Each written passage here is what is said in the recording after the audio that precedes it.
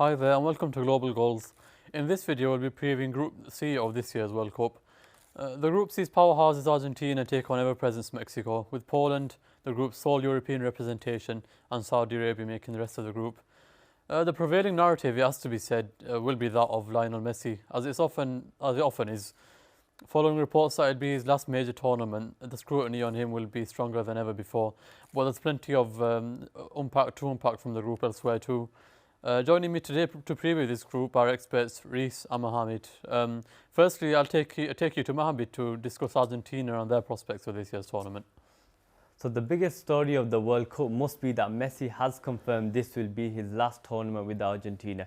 He's 35 and it was to be expected at one point, and it would be a fitting way for the greatest of all time to bow out from international football with the World Cup winner's medal around his neck. We have to talk about the manager first. Lionel Scaloni is a master tactician who's currently on a 35-game unbeaten run. After the 2019 World Cup failure, Scaloni was appointed as caretaker manager before being offered the role on a permanent basis. There is a lot of depth within the squad. There are so many quality players such as Messi, Dybala, Lautaro Martinez, Julian Alvarez and Di Maria. The formation is dependent on whatever team Argentina face, but I'm predicting it to be a 4-3-3 with Emi Martinez in goal, Gonzalo Montiel, who plays for Sevilla, at right back. The two centre-backs will be Romero and Otamendi. Left back will be Tagliafico. The three in midfield will be Paredes, Rodrigo de Paul and Guido Rodriguez, who is the underrated CDM at Real Betis. Messi will then be on the right, as he always is. Lautaro Martinez will be up top. And on the left, there's a host of options, but I'll put Lo Celso in here. But they can also switch to a 4-2-3-1, with Guido Rodriguez being chained for Di Maria, who would then play on the right wing and Messi would play as a cam.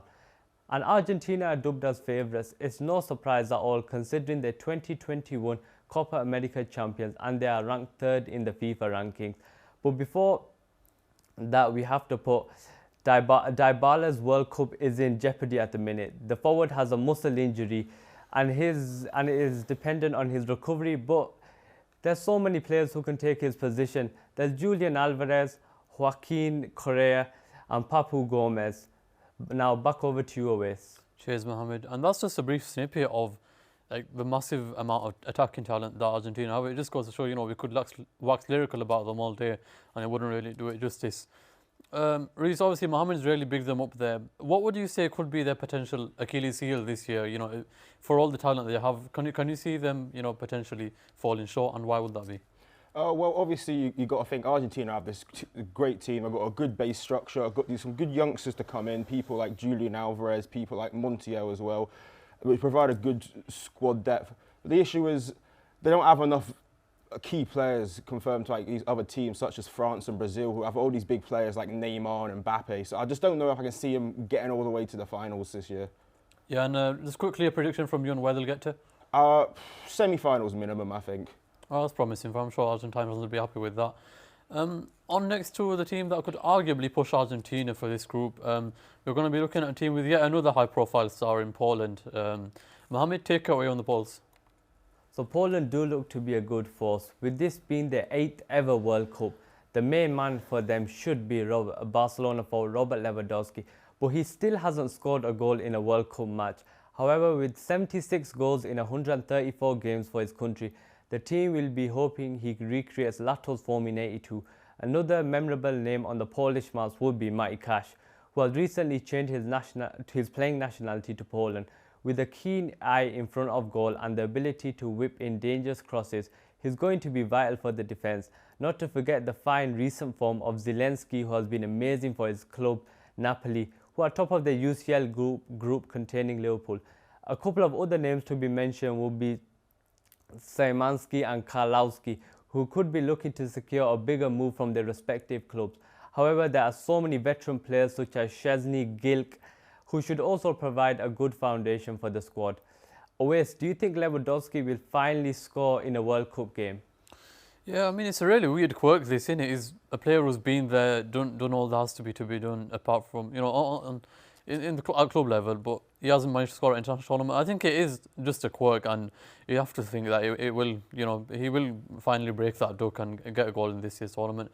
But really, aside from Lewandowski, obviously Mohamed touched on like the attacking talent they've got there, and there are some pretty really decent players. So what do you think of their prospects for this group? Well, I think Poland have a good team. Obviously, I don't know if they're going to be able to compete with some of the other forces in this group, such as Mexico and Argentina. However, they have some good players. People like Szymanski and Kolosky are good youngsters, good midfielders who are looking to obviously up their level, try and move their club and try and secure, because these guys could be the future of football. Yeah, no, without a doubt. And you obviously mentioned Mexico there. Do you think Poland could pip them to that second spot, assuming Argentina win it, or do you think they'll ultimately fall a bit short? I don't know. You see, Poland's form is always a bit shaky, with them never even getting out of the group stage last time. So I could see them getting absolutely wrecked by Mexico, but we'll have to see. Well, that's promising, isn't it? Well, after you've bigged them up, we'll go on now to Mexico. And Mohamed, give us a lowdown on their team. And, you know, they're one of the teams we're very familiar with from World Cups past. So, yeah, just tell us all about their current iteration. Mexico have been one of the staples of the World Cup, participating in every edition of the tournament since it was introduced. However, with their 3-2 loss against Colombia in their last friendly, there have been calls for manager Gerardo Martino to lose his job. Mexico are in a bad state on the injury front too. Star striker Raul Jimenez and winger Jesus Corona are both major doubts for the tournament. Jorge Sanchez, Funes Mori, Luis Roma and Hector Herrera are also out of the squad. But these guys are all key squads in this Mexico team. The depth isn't great either, although that's less of a concern up front, with Henry Martin impressing when he's turned out for them. That's going to be pretty crucial for them, with main man Lozano not even being first choice at his club Napoli, which provides concern to the side. When it comes to their prospects in the group, Argentina are definitely the front runners, with Mexico and Poland likely fighting out for the second spot. They are probably slightly favourites to progress with Poland's international form. Back to you, Owais. Thanks, Mohamed. Yeah, it'll be interesting to see how the Mexicans get on. Excuse me. They've obviously done well at World Cups past, but there's a lot more surrounding them this year. Reece, you obviously been quite optimistic about their prospects. Why is that? Why do you think they've got the edge over Poland to the extent that they have? I feel like Mexico just have a bit more experience in this competition. Obviously, they've got people like Ochoa who've played like how many World Cups now.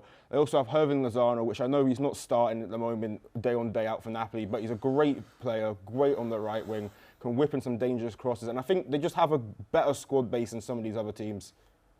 Yeah, and I guess it'll be a case as well of seeing how far they can get. They've had a ceiling previously of getting to the round of 16 and losing, many times to Brazil as it so happens. But where do you see them getting this time?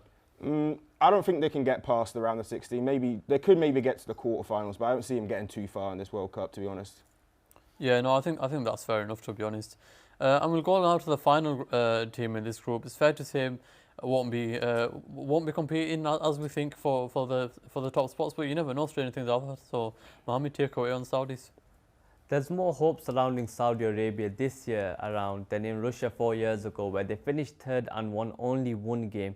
The team is managed by veteran manager Hervé Renard, a manager who has managed Zambia, Ivory Coast and Morocco before being appointed as manager of Saudi Arabia.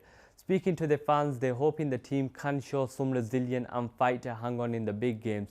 Recently, they faced America in a friendly, who had Pulisic, Giovanni Reina, Ricardo Pepi and Tyler Adams, and they did manage to hold them to a draw. So the team can do it. It's just about doing it consistently and on the big stage. One of their players to watch out for are Yasser Al-Sharani, a young striker who has a lot of potential. He's only 22 years old, but he scored 4 goals so far this season in the Saudi Pro League. As well as during the qualifying stage for the World Cup, he did score 3 goals. Owais, what will be the realistic expectation for Saudi Arabia this year in Qatar? Yeah, look, Mohamed, you have given us some promising signs there. You've picked out some players who potentially may impress and catch the eye, but to be honest, it's a couple of individuals among a team who, probably aren't going to be causing too many stirs.